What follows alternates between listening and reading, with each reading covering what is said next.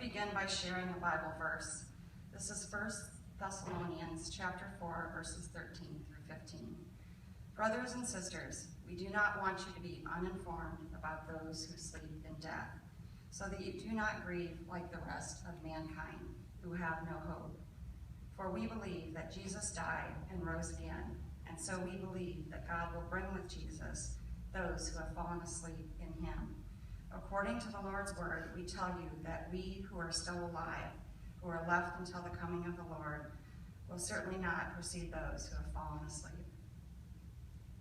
I believe God works in mysterious ways, sometimes sending us signs and even clues. I heard a good analogy recently that he's like a parent watching their child learn to walk, letting them find their way, but ready to catch them on a moment's notice. When our mom was diagnosed with cancer, after the initial shock, we had time to prepare, time to pray, and certainly time to reflect. This reflection time has helped me to come to realize that he prepares us in so many ways.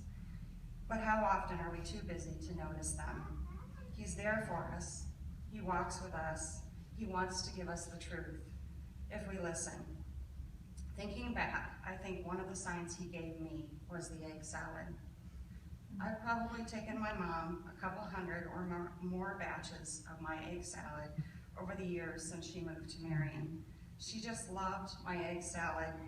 Week after week, I'd suggest or even make something else, but always she requested the egg salad.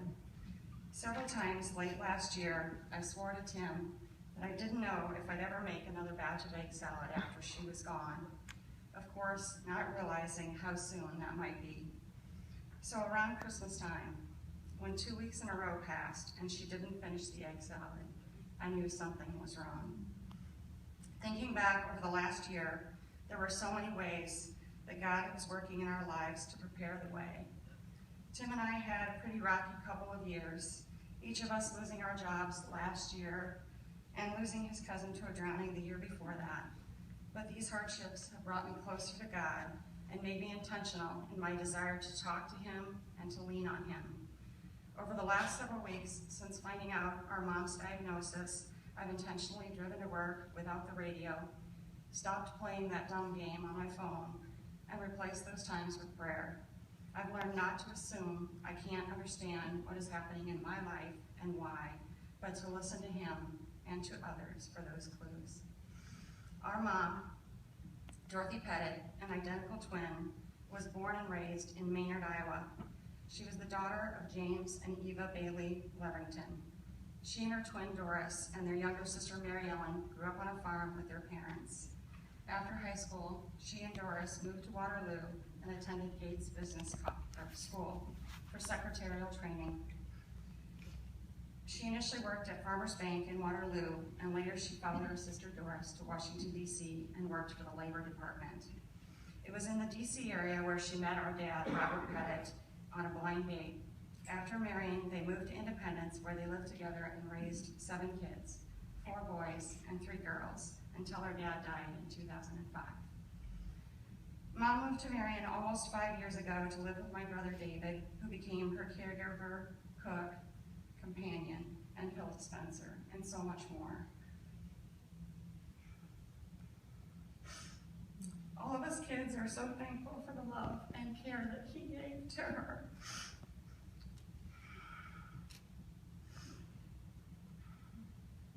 She wasn't initially too excited about leaving her home here in Independence, but she really thought of this as her home. But it didn't take long for their new place to seem like home, and she was very fortunate to be able to have that time.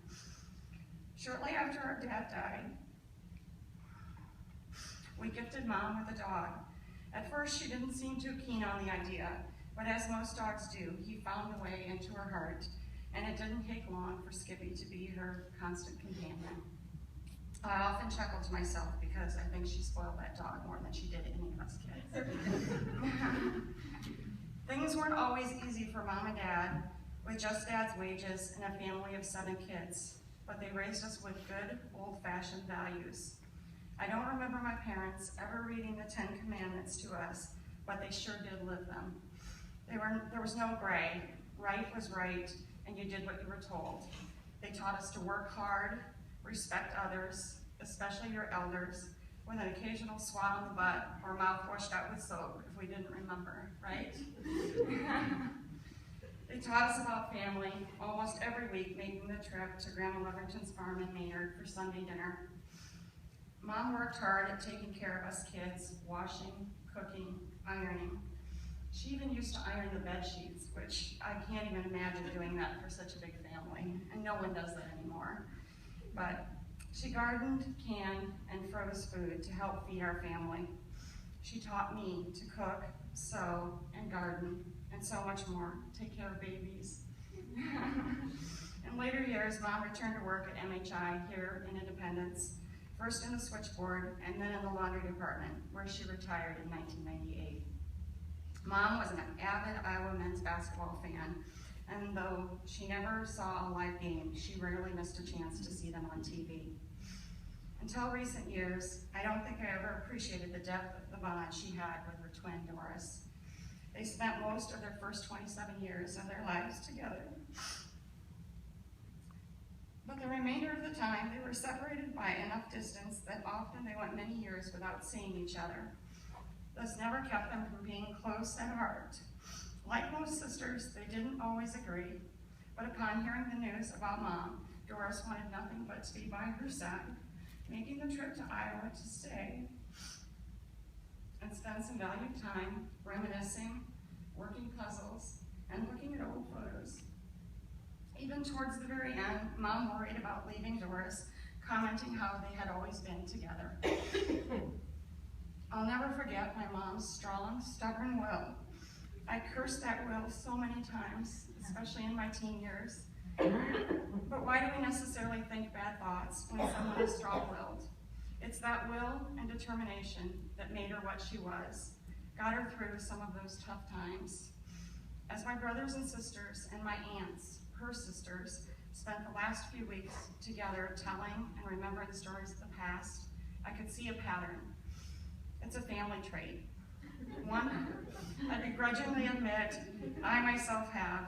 It must go as far back as our Grandma Eva, or probably even further back, and one that I'm probably passed on to my own children.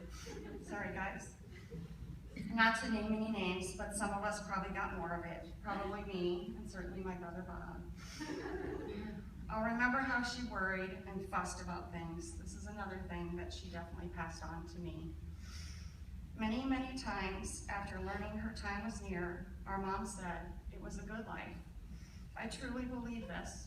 Her path was not always easy, but she knew the Lord as her Savior, and it was a good life.